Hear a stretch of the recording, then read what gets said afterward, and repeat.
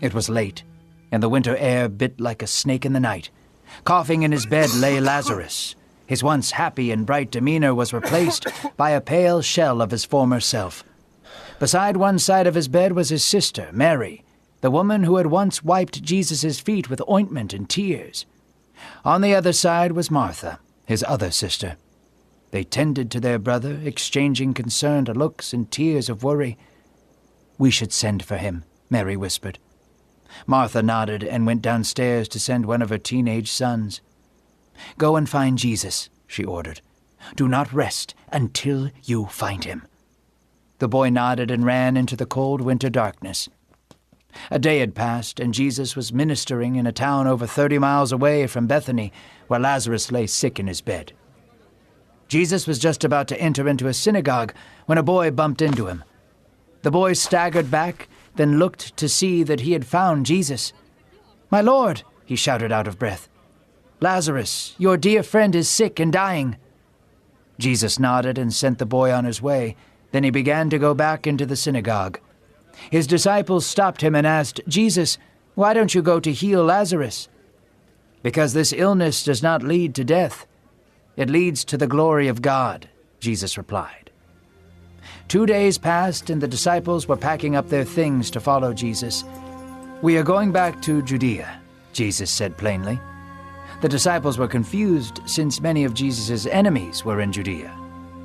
"Rabbi, the religious leaders are waiting for you there to stone you," they warned. Jesus slung his pack over his shoulder and began walking. He waved for the disciples to follow. "Hurry," he said. "Our friend Lazarus has fallen asleep. We are going to wake him up." The disciples were confused. "Lazarus has died," Jesus said plainly. "And for your sake I am glad I did not heal him, for now you get to see what happens next." So Jesus kept walking. The disciples were frozen. There were many violent men in Judea waiting to harm them. Thomas grabbed his walking stick, sighed, and began walking after Jesus. "Well, I guess we are going to die with him." The men chuckled and followed Jesus to Judea. After a few days' journey, Jesus had made it to Bethany, which was a small town near Jerusalem. By that time, Lazarus had been dead for days. Jesus walked closer to the home of Mary and Martha. He saw them weeping outside the house.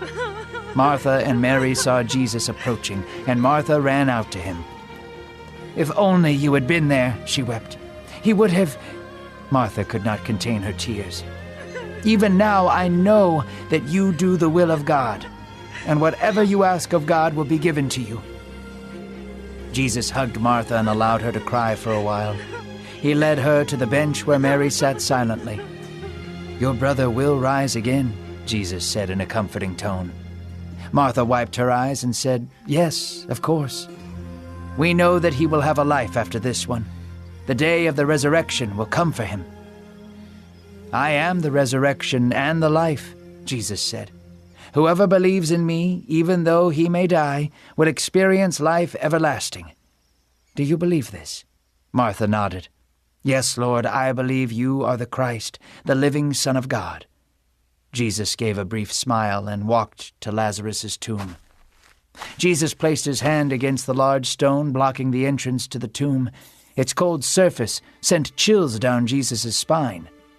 He thought of his friend Lazarus. He thought of his smile, his gifts, his personality. Jesus slammed his fist against the stone and wept. Tears streamed down his cheeks as he fell to his knees beside the tomb. Jesus wept with the sorrow of a God who created life. It was not supposed to be this way. Mankind was supposed to experience life, not death. Death was the true and final enemy, an enemy Jesus was determined to defeat. Jesus stood to his feet. His eyes were filled with holy fury and purpose. "Roll away the stone," he ordered to the servant. "But, Lord, the rotting body will surely stink," Mary yelled. Jesus' eyes darted backwards. "Did I not tell you that if you believed in me, you would see the glory of God?" Jesus turned to the servant and said, "Please, roll away the stone." The heavy stone was rolled away, and a devastating odor seeped from the cave entrance. The disciples and others stepped back and covered their noses. But Jesus lifted his eyes to heaven.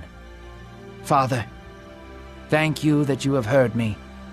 You always hear me." Then Jesus fixed his gaze on the cave and yelled, "Lazarus, arise!" Jesus spoke with a voice like the wind. The same breath that breathed life into mankind spoke into the cave. And like the Adam so many generations ago, Lazarus emerged from the dust. He was covered in cloth and bound at his arms. Jesus ordered for him to be untied, and the sisters ran towards him in joy. Jesus came so that all would have life and live more abundantly. Like Moses against Pharaoh, Samson against the Philistines, and David against Goliath, Jesus saw death as an unwelcome adversary. He would go against it with purpose. It would be his joy to endure the sting of death so that no one would ever have to again.